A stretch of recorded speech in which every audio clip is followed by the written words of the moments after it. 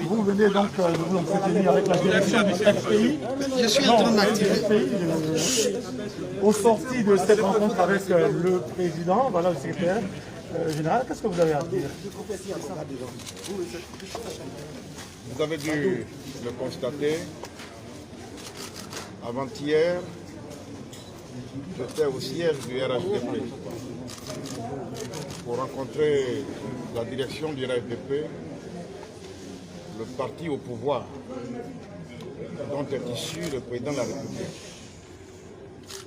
Depuis le 15 décembre, il a donc plu au président de la République de faire de nous le ministre de la Réconciliation nationale. Nous nous sommes donné un temps d'écoute parce que je pense que la réconciliation requiert donc une mobilisation de toutes les forces vives de la nation. À commencer par les partis politiques, les institutions et même tous les Ivoiriens, sans oublier les ONG. J'ai été à l'écoute du RHDP pour recueillir leurs visions, leurs avis, leurs suggestions sur la réconciliation. Je me devais donc, le jour d'après, de visiter le parti de Laurent Gbagbo pour aussi les écouter, prendre en compte leurs visions, leurs propositions et leurs conseils aussi. C'est donc ce que je suis venu faire. Avec eux, nous avons eu une bonne séance de travail et le constat général qui se dégage de part et d'autre, que ce soit du côté gouvernemental, comme du côté donc, du FPI pro-Gbagbo, puisque, pas se le cacher, ce sont les grands belligérants majeurs de la crise. L'impression générale qui se dégage, c'est cette volonté exprimée par tous d'aller à la paix, d'aller à la réconciliation. Ce sont nos aînés, ils nous le doivent, nous les plus jeunes. Il y a un temps pour se battre, il y a un temps pour faire la paix. Il me semble qu'un vent nouveau souffle la Côte d'Ivoire, c'est le vent de la paix. Et il est heureux que tout le monde l'ait compris ainsi. Est-ce que vous avez abordé l'arrivée de... Est-ce que vous avez abordé cela? Mais je n'ai rien compris du tout. Est-ce que vous avez abordé l'arrivée de Gbagbo, Laurent Gbagbo, en Côte d'Ivoire?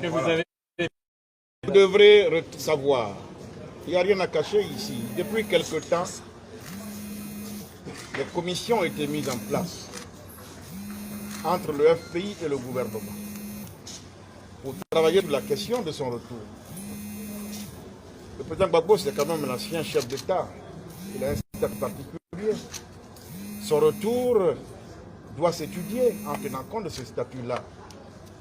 Des questions de sécurité, des questions l'exil et beaucoup de ceux qui m'entourent aujourd'hui. Et en exil, ceux qui viennent d'arriver, c'est le ministre Kone Katina, c'est Davana Picasse.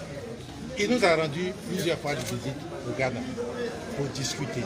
Donc il y a longtemps qu'il est engagé dans le processus de réconciliation.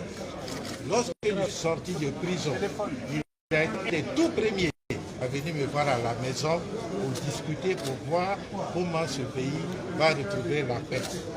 Donc, il y a longtemps que nous parlons avec lui de réconciliation. Lorsque le Premier ministre Ahmed Bakayoko m'a reçu pour parler du dialogue politique, il était présent. Toutes les séances que j'ai eues avec Feu Ahmed, il était présent. On a repris cette discussion avec le Premier ministre Haïti Patrick. Il est toujours présent.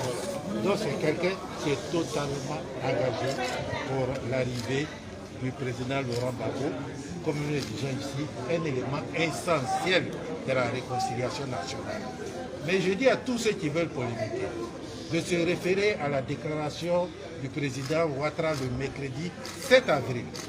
Il a dit ceci: Laurent Gbagbo et Charles Blé Goudé peuvent rentrer en Côte d'Ivoire quand ils veulent. Je suis prêt à prendre en charge leurs frais de voyage. Je pense que c'est l'essentiel. Quand j'ai rencontré le Premier ministre Haïti Patrick, pas plus tard que le 31 mai, le matin à 10 h, il a dit, le président Ouattara est décidé à prendre en charge les frais du voyage du président Laurent Gbagbo. Même s'il faut prendre un avion, nous sommes prêts à envoyer l'avion. Donc pour nous, ça nous suffit. Donc je vous remercie. Et sur le format du retour? Le format du retour, nous sommes en train de préparer.